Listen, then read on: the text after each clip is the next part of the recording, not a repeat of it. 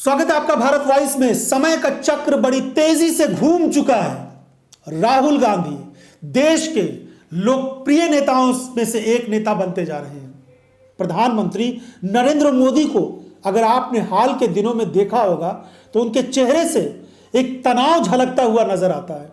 भले ही गुजरात में उन्होंने जीत हासिल की और यह बात सच है कि सिर्फ प्रधानमंत्री नरेंद्र मोदी के चेहरे पर गुजरात में जीत मिली है और कांग्रेस की कमजोरियों की वजह से गुजरात में बीजेपी को जीत मिली है, क्योंकि बीजेपी को कांग्रेस पार्टी को 40-50 सीटें मिलना बहुत बड़ी बात नहीं थी।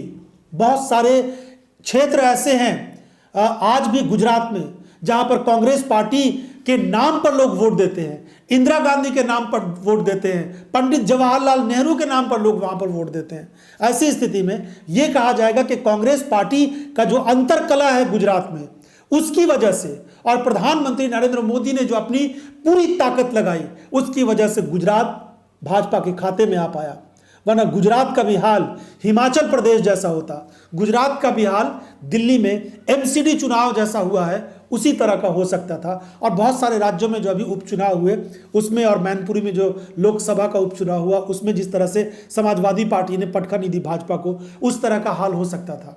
लेकिन इस समय हम बात करें प्रधानमंत्री नरेंद्र मोदी की छवि, लोकप्रियता को लेकर। एक तरफ प्रधानमंत्री नरेंद्र मोदी है और दूसरी तरफ राहुल गांधी है। राहुल गांधी को देखिए, आक्रामकता से भारतीय जनता पार्टी पर हमले कर रहे हैं, केंद्र की मोदी सरकार पर हमले कर रहे हैं।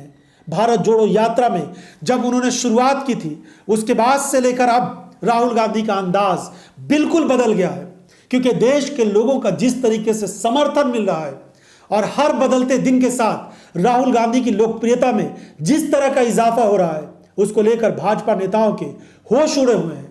राहुल गांधी की भारत जोड़ो यात्रा अब दिल्ली में प्रवेश करने वाली है।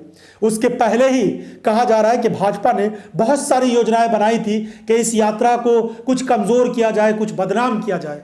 लेकिन पहले दिन से देखिए, जिस बात को लेकर के राहुल गांधी पर हमलावर हुई भाजपा, वो सब उल्टा पड़ता चला गया। इस समय राहुल गांधी एक ऐसे नेता बनते जा रहे हैं जिसका मुकाबला करना बीजेपी के बस में नजर नहीं आ रहा है।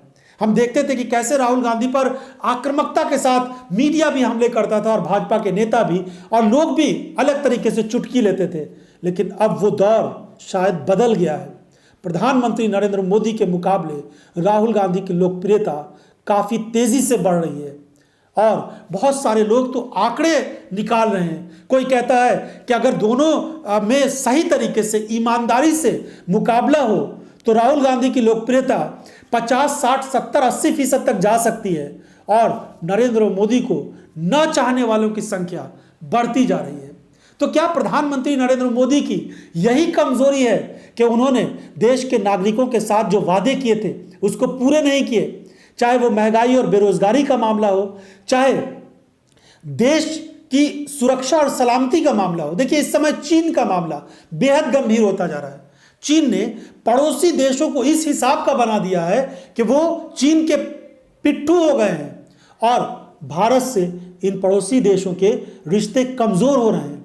कहाँ तो हम महाशक्ति बनने वाले थे। मनमोहन सिंह के दौर में देश अपनी अलग ऊंचाइयों को पहुंच रहा था और पूरे दुनिया में एक दबदबा था। लेकिन अब चीन पर बात करने से प्रधानमंत्री नरेंद्र मोदी अगर परहेज कर रहे हैं तो इसकी भी कोई वजह होगी। दूसरी तरफ कांग्रेस के नेताओं के आक्रामक तेवर और भारतीय जनता पार्टी के नेताओं के अंदर से कम होता विश्वास, आत्मविश्वास, ये दर्शाता है कि राहुल गांधी आने वाले दिनों में देश में कुछ बड़ा कमाल करने वाले हैं। राहुल गांधी के बारे में आपकी कोई राय हो तो अपनी राय हमें ज़रूर दीजिएगा। बहुत बहुत धन्यवाद।